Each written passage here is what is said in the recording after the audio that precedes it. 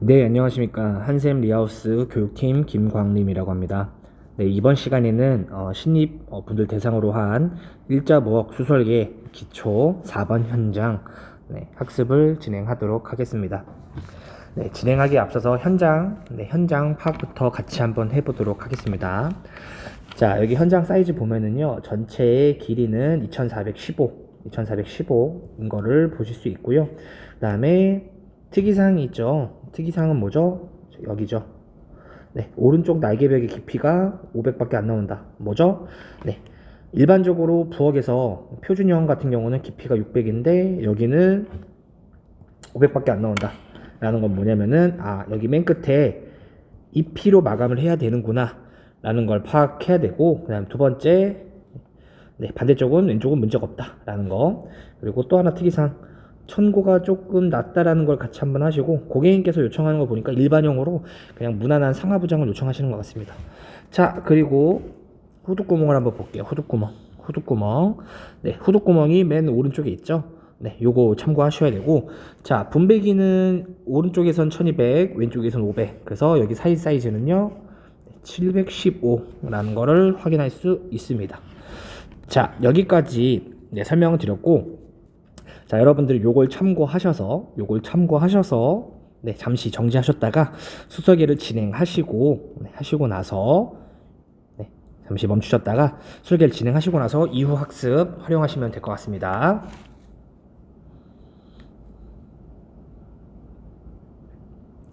네, 그러면은 같이 한번 현장 풀이 진행해 보겠습니다. 자, 여기 현장 같은 경우는 정확히 말하면은 요 날개벽에 깊이가 안 나오는 거 빼면은 특별히 뭐 문제가 있거나 어려울 사항은 아닙니다. 자, 여기 현장 같은 경우는요, 자, 여러분들, 자, 설명드리면 아시겠지만, 가열대가 이 오른쪽, 요 후두구멍 때문에 오른쪽으로 와야 되는데, 자, 근데 여기 마감이 뭐가 와야 되죠? 여러분이 원래 많이 하시던 거는 그냥 휠라 마감이었죠.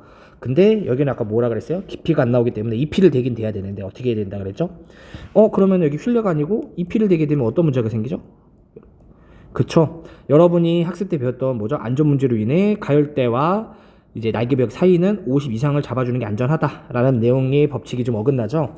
자, 이럴 경우는 여러분들이 뭐를 쓰느냐? 이럴 경우 여러분들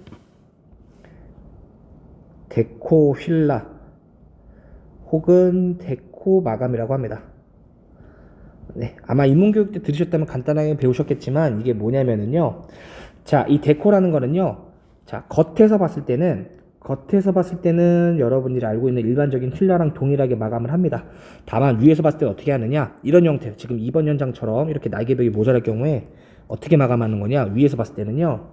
이렇게 휠라가 오고요.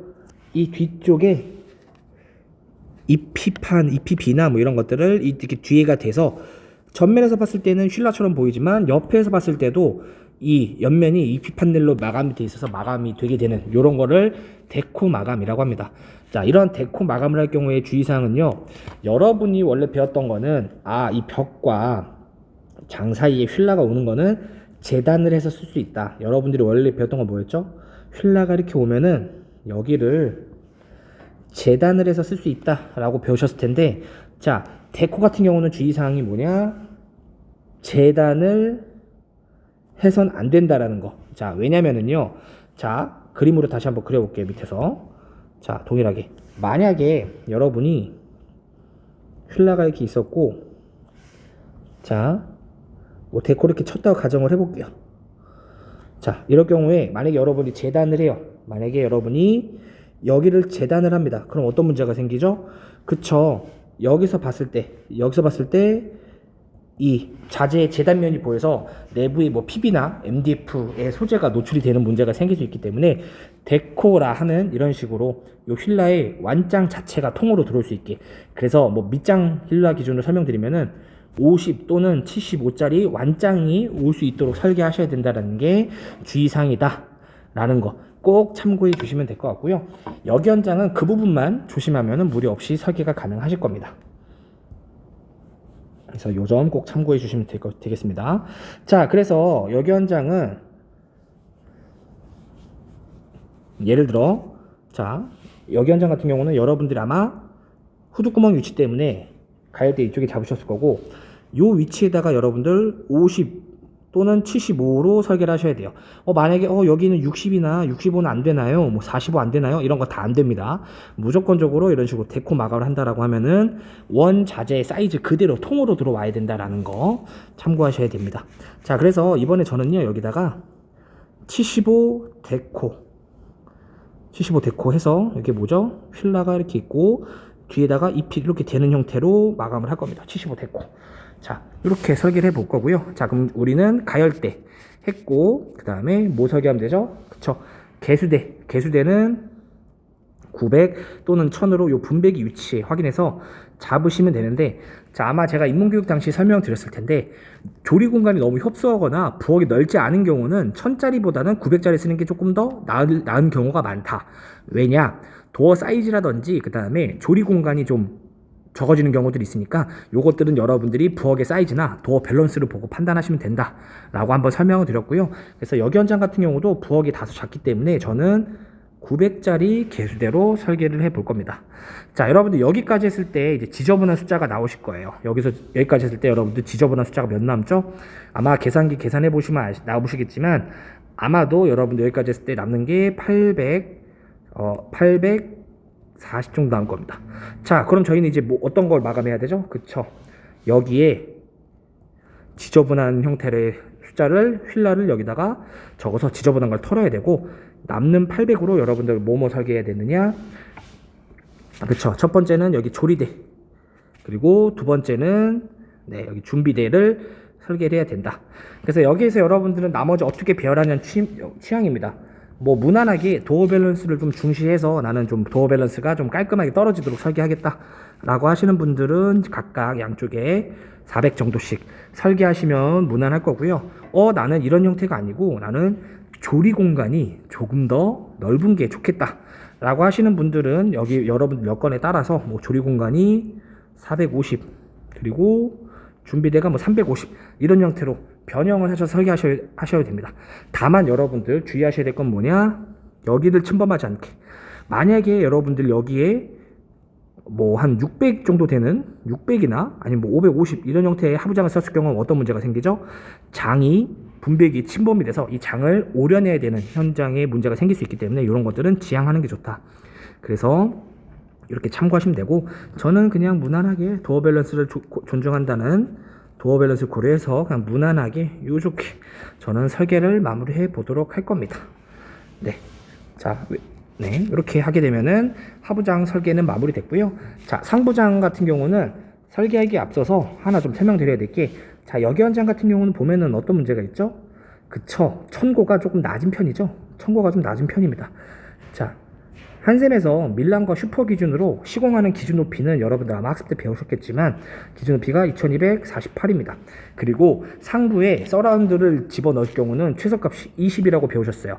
그럼 여기 현장은 어떤 문제가 생기죠? 그쵸. 첫 번째는 기준 높이보다 서라운드를 시공할 거면 기준 높이보다 살짝 낮춰서 시공해야 되는 게 1번.